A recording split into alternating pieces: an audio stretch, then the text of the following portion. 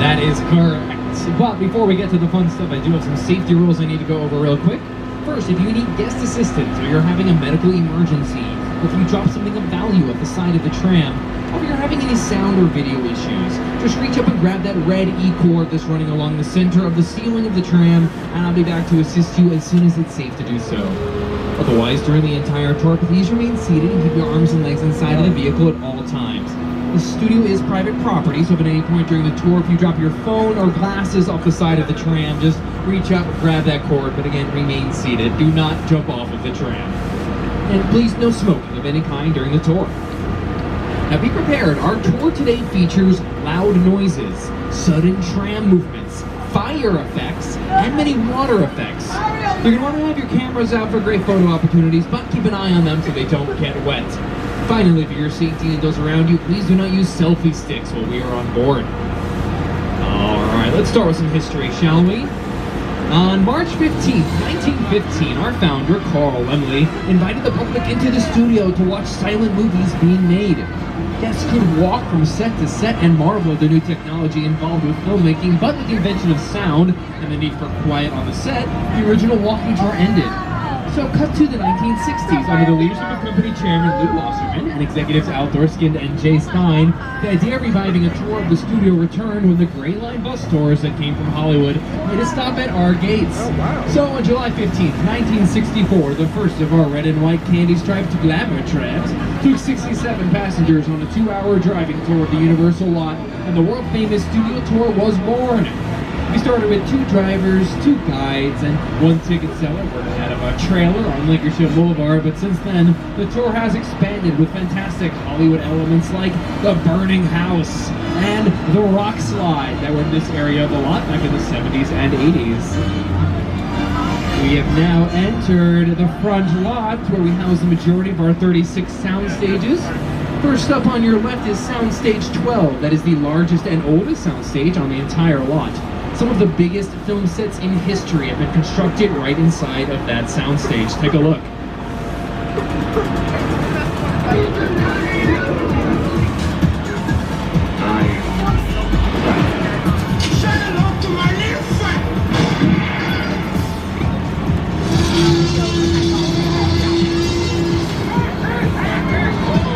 That's right, all those movies filmed inside of that soundstage. I'm going to pause the video right here for just a moment. If you look on the screen, or if you take a look to your left, you can see what a soundstage looks like. On the screen is what it looks like before production moves in. It's a giant, soundproofed warehouse, a complete blank slate, where the art department can go in and construct any kind of set they can imagine in a completely controlled environment. On your left, some of those doors are open. We can peek inside at some of those sets. That wooded cave-looking set, that's for Ted Season 2. Oh. Some really cool productions have been filming in here over the past few years, including Universal's 11th Best Picture winner, Oppenheimer, and Season 3 of the Peacock original series, Bel Air. Peacock is our streaming service, by the way, and here to tell us more about the front lot are the stars of Bel Air, Jabari Banks and Ali Charlatan. Leaving the theme park behind and entering the front lot where real Hollywood magic is made. How? Well, inside the sound stages that surrounds us, we can create any kind of environment for scripted movies. For the past 60 years, studio tour visitors have driven right by these buildings, and inside these walls, the sets from your favorite TV shows and movies have transported audiences anywhere the imagination can take you. Even to a palatial mansion in Bel Air. When we film Bel Air, we love coming out of the sound stages and seeing the trams filled with excited guests as they drive by. So, keep an eye out. You never know who. Or what? You'll see on the studio tour. On your left, you can see a lot of production vehicles lined up for Hacks Season 4. Right next to this big soundstage 14. That's actually where we have the Bel Air Mansion set. We also used that soundstage as the Cloud9 Superstore set in the show Superstore. And some really cool movies are filmed in there as well, including Ron Howard's Apollo 13 and my personal favorite movie, Jurassic Park. Remember that scene in Jurassic Park where Dr. Grant and Tim are stuck in the tree? Where they filmed that entire scene inside of that soundstage. The whole thing was done inside. It's movie magic. Alright, we got some more sound stages on the right here. Now, these are really well known for their TV shows. Some of the most popular and longest running shows of all time have shot inside of these stages. Going all the way back to classics like Leave It to Beaver and The Munsters. up to modern classics like The Office and Parks and Recreation. But new shows filming here as well, including St. Denis Medical, our new sitcom starring David Allen Greer and Allison Tolman, and Mike Schur's new show, A Man on the Inside, starring Ted Danson, now streaming on Netflix.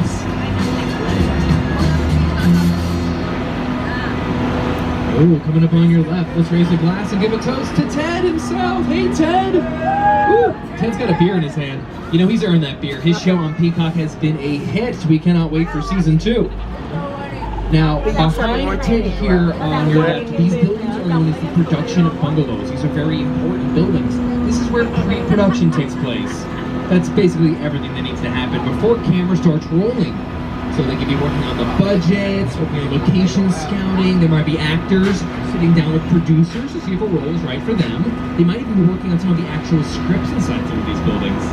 A lot of high-profile production companies now call Universal home, including Jordan Peele's Monkey Paw Productions. We're working on a 4th film right now that's kind of a secret. Nobody knows what it's about yet, but it's supposed to come out next year. And coming up on your left in just a bit, you're going to see a balloon outside Mark Platt Productions that might be a little familiar because they have a very big movie in theaters right now. You might know it as Wicked. Hey, Studio Tour. You're seeing a lot of behind-the-scenes movie-making magic today, showing you up close how filmmakers like me bring our dreams to the big screen. After your tour, the magic of Wicked continues at Universal Studios Hollywood, where you can experience photo ops, props, and costumes from the film, and fun bites and drinks from Shiz and Emerald City. But first, here's a look at Wicked. Come with me to beat the wizard. I couldn't possibly. This is your moment. I'm coming. If isn't that something to see, then you see this. Good girl. Very good. Wicked, PG. We're about to cross the imaginary boundary onto the Backlot, where we have exterior sets for many outdoor scenes. Over the last 60 years, studio tour guests have seen these locations turned into big cities, quiet suburbs, even that guy's hometown. Yeah, that guy. For countless movies and TV shows. This is Universal's Metro Sets. Yes, on your left, we have now entered the famous Universal Backlot. You can see the Metro sets here. These are for city scenes, of course. They're actually preparing to film here today, so we're not going to be able to drive inside of the Metro sets.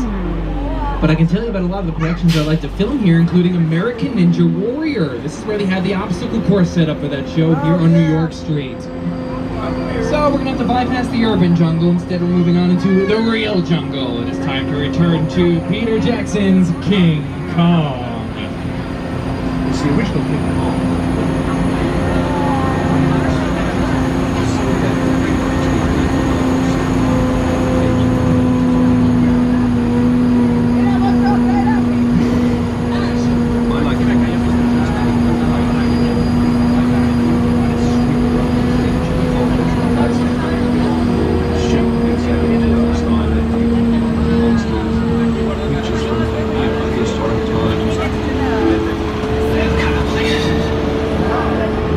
Thrilled when Universal invited me back to Star Island, and it's great to have you along for the ride. Now we have created this 3D immersive experience, so you're going to have to do glasses. Don't put it on yet, just get them in your hand because Everybody, quick reminder, let's please remain seated and keep our arms and legs inside of the vehicle at all times.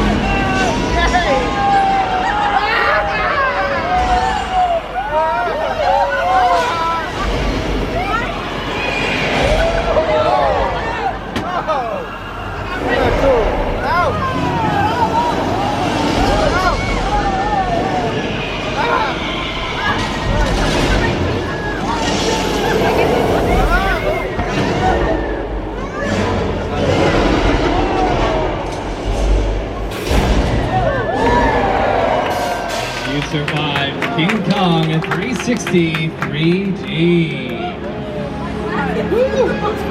Anyone get any dino spit on him? Sorry about that. You really got That does it. tend to happen here. Right in the eye. Well, it's always funny until someone gives us an eye.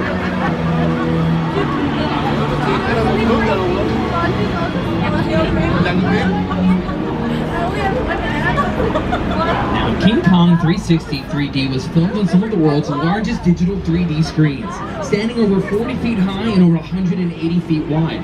It was designed by Peter Jackson and the team at Weta Effects.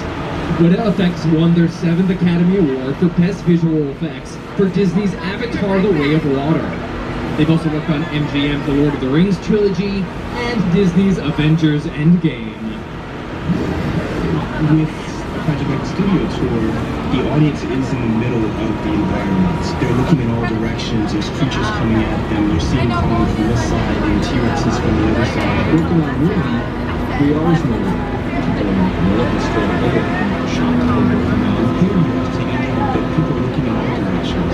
Also, one of the things about this wide range movies that we're used to working on, there's no cuts because it's one giant shot. This tram that's driving along through Skull Island is where the cameras come. This ring represents where the screen is 10 meters away.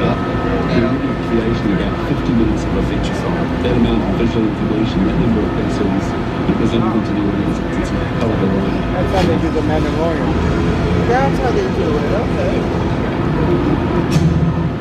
We're actually driving around the backside of the Metro sets right now, but coming up on your right, you're going to get an opportunity to see this beautiful mural that is a dedication to the Universal movie monsters, painted by renowned muralist Tristan Eaton. Thou shalt rise again.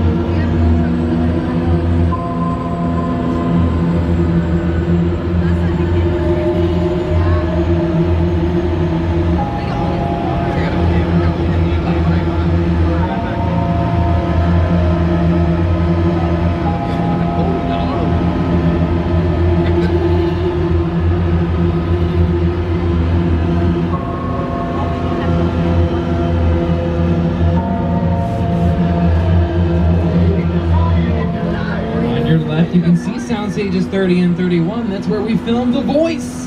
The Voice has returned, and we're super pumped because we've added a new coach to the lineup. Hey, Studio Tour.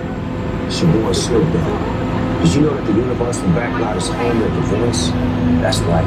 We tape right here on Stage 31. Don't miss our incredible new season every Monday and Tuesday on NBC.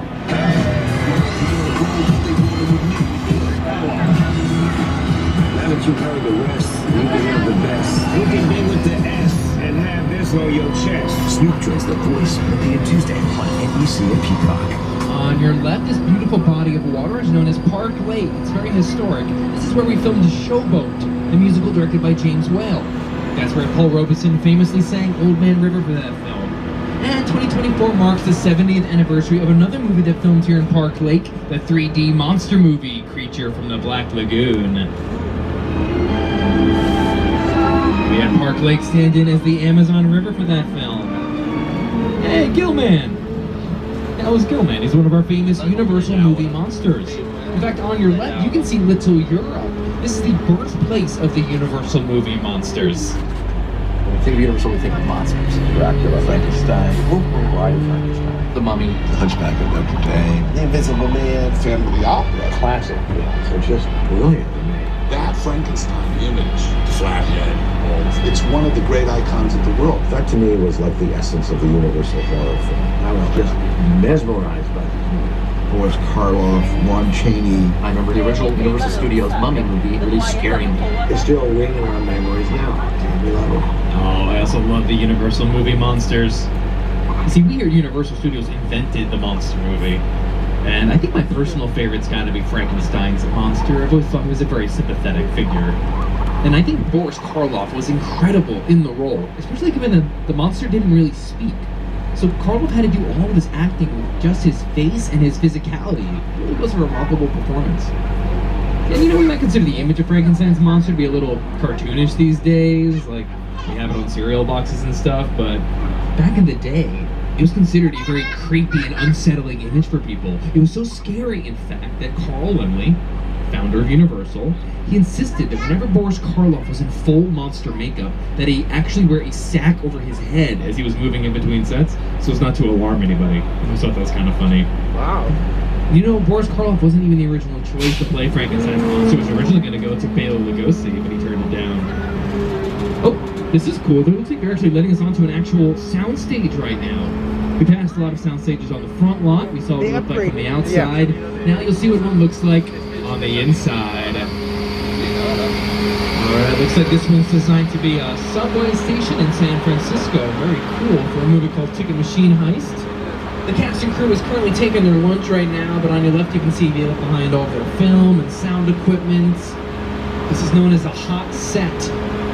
On your left you can see the director's chair next to a camera that's on wheels. It's known as a dolly cam for getting those nice moving and tracking shots of an actor. Those mirrors with the light is for hair and makeup, and next to that is a snack table we like to call craft services. Basically, we're just waiting for the actors to... Whoa! It's alright, everybody. We live in Southern California. We get tremors all the time. It's nothing to worry about. We're just going to ride this out, and, okay, this actually might be a big one. Everybody hang on, it's about to get rough.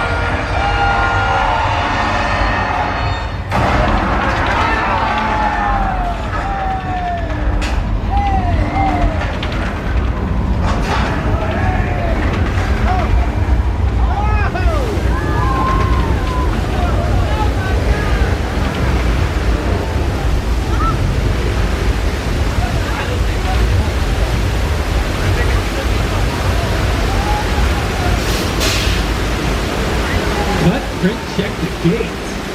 You just survived Earthquake, the big one. This attraction originally opened in 1989, 35 years ago, but just reopened this spring for our 60th anniversary of the complete Hollywood makeover.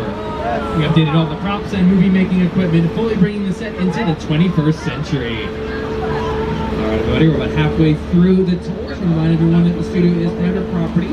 So if at any point during the tour, if you drop your phone or glasses off the side of the tram, just reach up and grab that red E-cord to get my attention, but please remain seated. Alright, you know that attraction was inspired by an actual film called Earthquake, which came out in 1974. It's an example of a blockbuster film. We're really well known for our blockbusters here at Universal Studios. In fact, we invented the summer blockbuster. Why don't we go back to the site of the very first summer blockbuster? That's right, we're going to Amity Island, home of Steven Spielberg's Jaws. Go back and go back.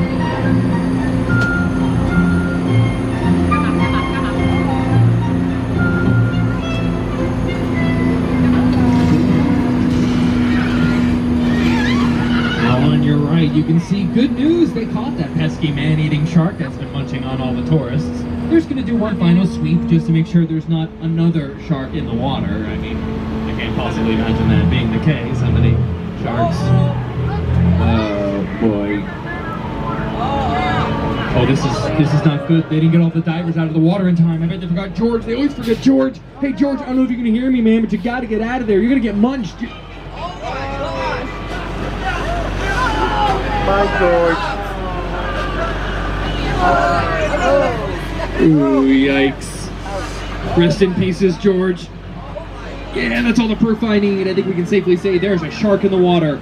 Let's please remain seated and keep our arms and legs inside of the tram if we don't want to lose them.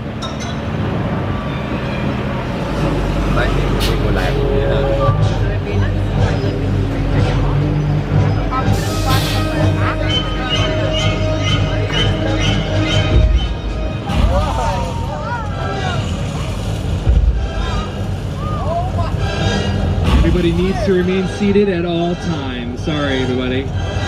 Please remain seated.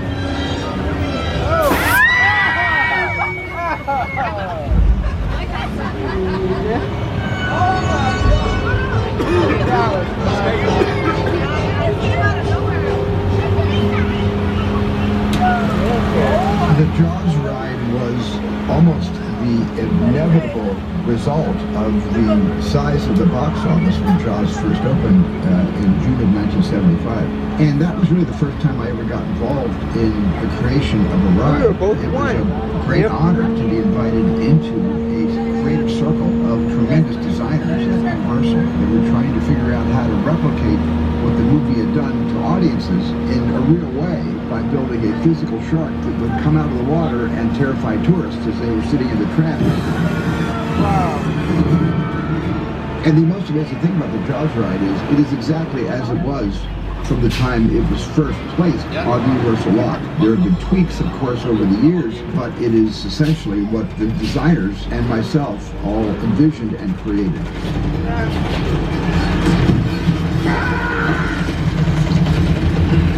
I'm done bashing the shark.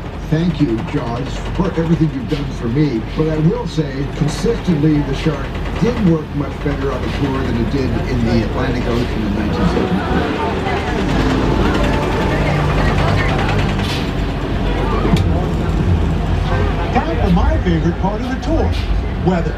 When it comes to film and TV, it is truly a special effect. In fact, to demonstrate how weather effects are created, we debuted our first major attraction here on the studio tour way back in 1968.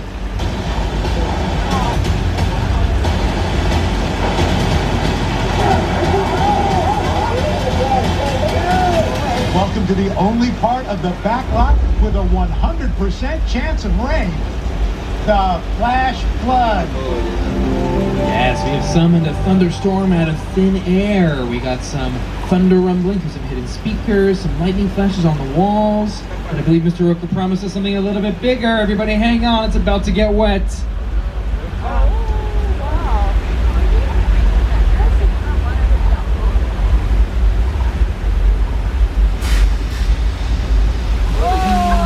That flash flood was created by thousands of gallons of recycled water being dumped down the hill. You might have recognized it from the music video Judas from Lady Gaga, or from the movie Big Fat Liar.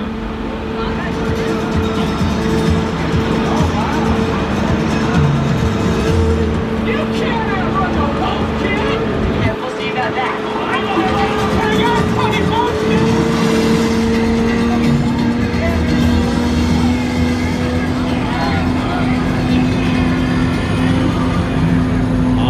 You can see the Amity Island set once more, but you might also recognize this set as Cabot Cove from the hit show Murder, She Wrote.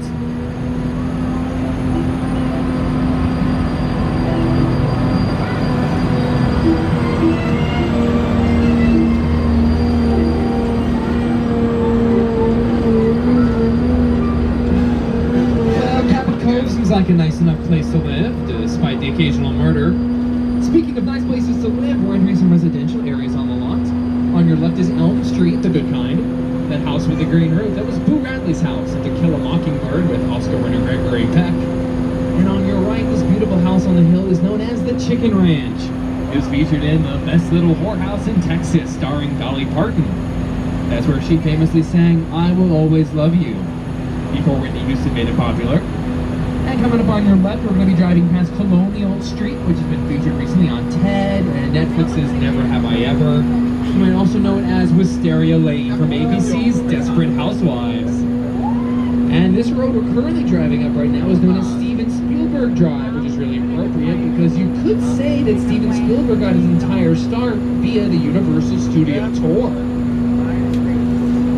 My entire career began with my relationship with Universal Studios just as a high school kid on a tour bus. Remember in those days there were a trend for buses called the Grey Line Tour Bus. And I was so excited and thrilled to be on the lot. It was my first time ever on the movie studio lot. And during a bathroom break, I hid in the bathroom. When everybody left to get back on the bus, I waited another 15 minutes until I'm sure the bus left. And then I had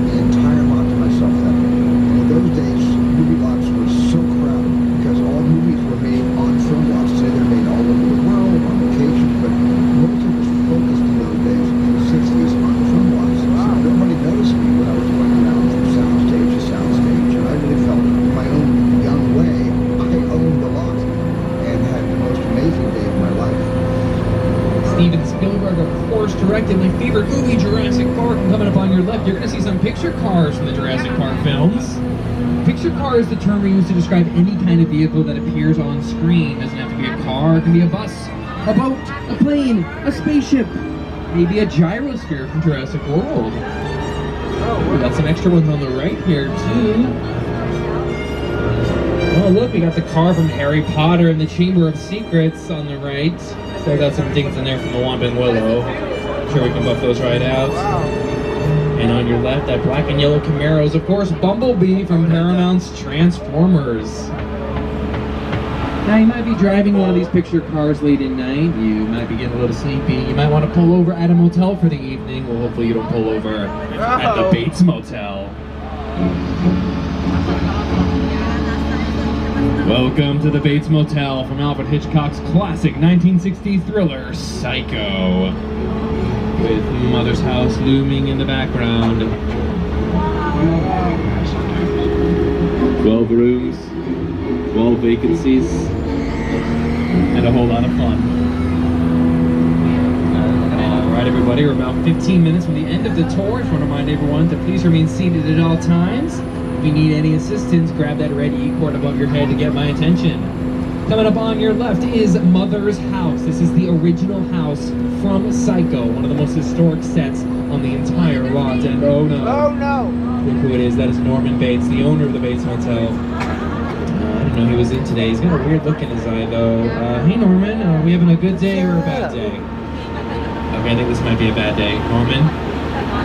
Norman, don't do anything crazy. Don't do anything psycho. No, Norman. Put the knife away. I can't lose another tour, man. We talked about this. Ooh, close call. So, one of the most historic sets, one of the largest film sets in history. Welcome to Steven Spielberg's War of the Worlds.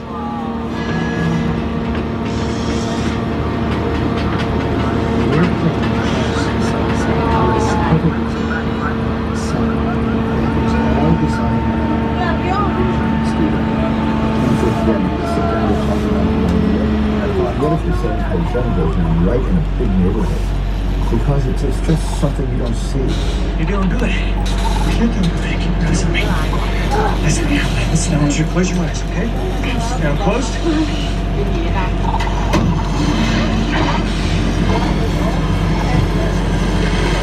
Robbie, get in. Yeah, the ship gone down to Hollywood on a fleet of flatbed trucks. They had to cut it into 4 pieces just to make the trip, and on top of that, they had to cut off the top of the fuselage just so it could pass under bridges. Now, the original plan was actually to weld it all back together once it arrived in Hollywood, but Spielberg took one look at the plane and said, you know what? Don't bother. Looks perfect. Looked exactly how he imagined a plane might look like if it got attacked by an alien spaceship. Also, I wasn't kidding when I said this is one of the largest film sets in history. It rivals Cecil B. DeMille's Ancient Egypt sets from the Ten Commandments and the recreation of the Titanic in James Cameron's Titanic.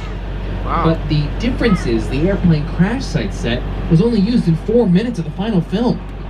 The Ancient Egypt sets and Titanic sets, those were like the main locations for those movies, but only 4 minutes of War of the Worlds was dedicated to this massive, massive set. That is a flex on Spielberg's part. So, from Alfred Hitchcock to Steven Spielberg, you know, it's actually very convenient that they're located next to each other because Alfred Hitchcock was working on the Universal lot from the 40s all the way through to the 70s, and he had a very special office here. And when he retired, they actually offered it to Steven Spielberg, but he had some thoughts about that idea. Lou said he could move into that office. I said, no, I can never be in Hitchcock's office. That should be a shrine, a museum. Very exciting. Just to know that he was there and walk by and know he was in that office. Hitchcock has influenced every director. I saw Hitchcock once walking around the commissary. Hitchcock had his bungalow on the lot. I used to go see Alfred Hitchcock. I loved working with him. I highly respect him. He really understood fear and terror. The Birds, that was a really scary movie. Birds? Oh man, that had me looking at crows like for the next 10 years. Psycho, of course. Very good. It's one of the all-time great masterpieces. Hitchcock was master. That's right, we got Alfred Hitchcock, we got Steven Spielberg, we even got Jordan Peele, another talented auteur director. In just a moment, we're going to be headed to Jupiter's Claim, the actual set from his hit 2022 sci-fi horror film, Nope. Nope. I remember going to Universal Studios when I was 12 years old, feeling this feeling of wonder. You know, one of my first trips at Universal Studios, seeing the Jaws ride. One of my favorite movies of all time. Just feeling like, that's him. That's the Jaws. Like, I don't even know if that is the Jaws. I hope it is.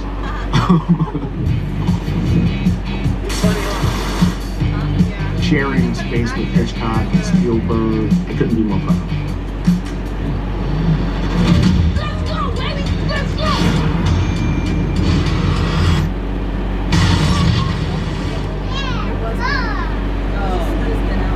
What's up, Studio Tour? I'm Kiki Palmer from Jordan Peele's film, Nope. What's a bad miracle? Well, you'll have to see our movie to answer that one. Until then, I hope you enjoy your visit to Jupiter's Claim. Did you see a UFO in that cloud? Yeah. I ain't never seen nothing like this. Here he is, the man himself, Jordan Peele, to lead us into Jupiter's Claim. Movie magic only happens when a team of collaborators, often in the hundreds, work together to take an impossible mission and bring it to life. This is Jupiter's Claim, a nostalgic, small-time Southern California amusement park owned by former child star Ricky Jr.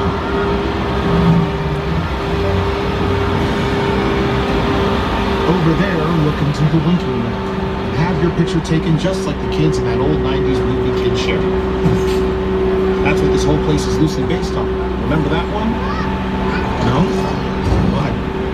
A little further down, you can see the brand new Star Lasso experience.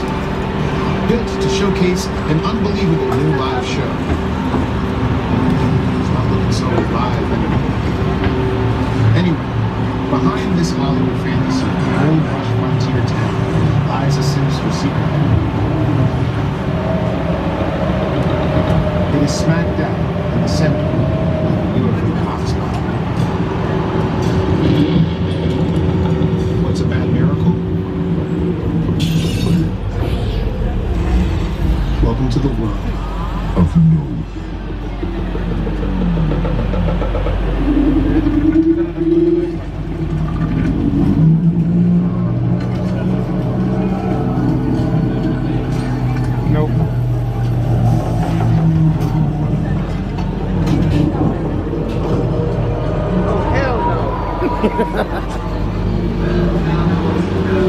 Yeah, that's gonna be a big nope for me. This place is creeping me out. Now you guys kind of got your cool back there. I'm impressed. You know, I think you might have what it takes. I think you have what it takes to be in an actual movie yourselves. Luckily for you, we do have some acting slots available in the newest entry of the Fast and Furious franchise, Supercharged. But before we get to it, a quick reminder. Let's please remain seated and keep our arms and legs inside the vehicle at all times.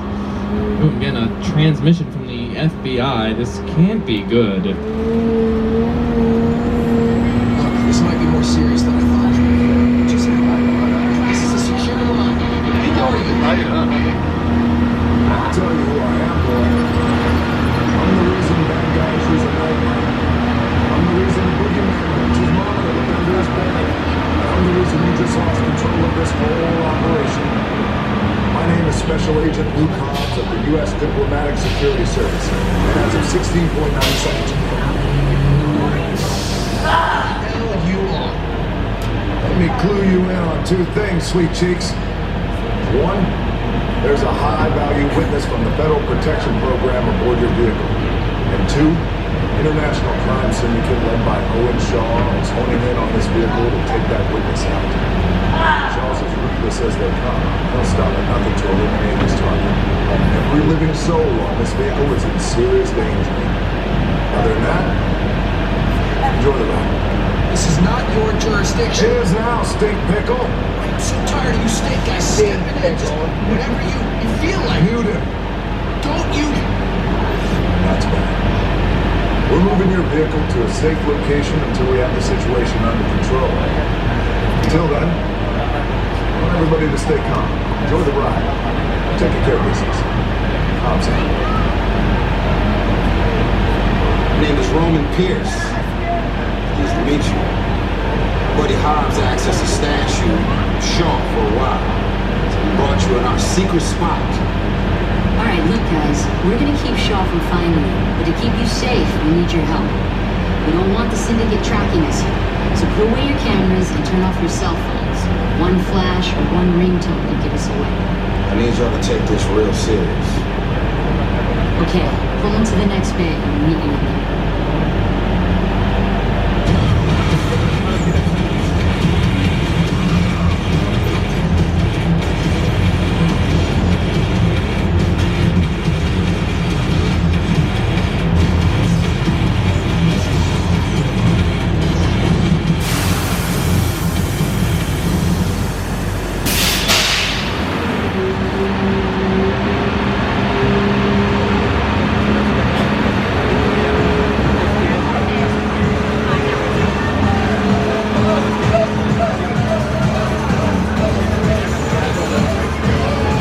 I want to get off.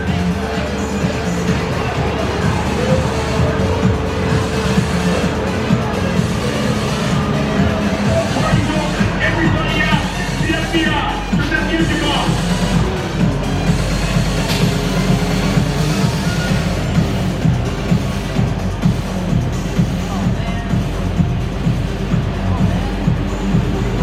This is what we doing. This is the race day after party. And the what other? Roman Pierce, FBI, don't move. Him? That's right, party's over. You know how long I took to iron this shirt? I'm like, You're under arrest right now. ladies, just back up a little bit. Okay. It's like that. First of all, I don't work for you. Oh, really? Well, tell me, Roman, who do you work for? We don't work for nobody. I suggest you clear out of here, otherwise we can't guarantee your safety. Guarantee my safety? I'm the one holding the gun. Yeah, but mine's a whole lot bigger than yours. Escort this novice out. Let's go, Cookie Puss. That ugly suit on, man. It's cheap. Somebody out there really pissed off Shaw. It's gonna get ugly fast. Yeah, don't worry. Lucky for you, our whole family protects you. Are you kidding me, Roman? You can shut off your phone, bro? I gotta call you back. Just how many minutes? See what I'm talking about? Call you back. It was on vibrate. Sure, trace this. I just can't hold it forever. Ready? Roman, we're up. Driver, move that vehicle. It's about to get real interesting. I'm on the leashes, all warmed up, right next door. Grab your truck. I need you and let ready to go.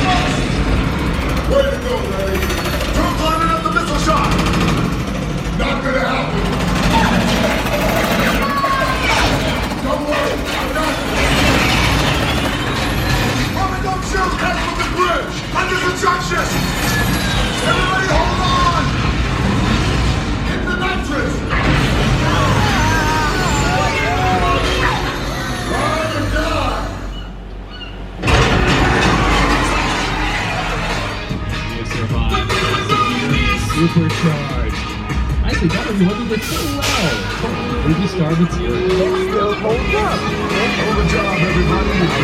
Give us a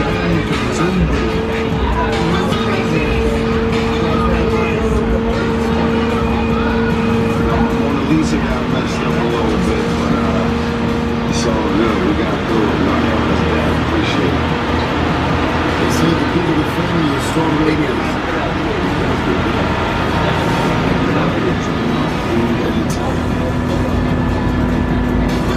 All right, everybody, that is the finale of our tour. Thank you so much for joining us. I'm going to throw it over one last time to my co-host. Come on back, Jimmy. Over the past 6 decades, the studio tour has taken guests on an amazing behind-the-scenes look at a movie scene in a way that only Universal can. I hope that you had a great time today. And on behalf of everyone at NBC Universal, thank you for joining us to celebrate our diamond anniversary. Here's to another 60 years. Hear, hear.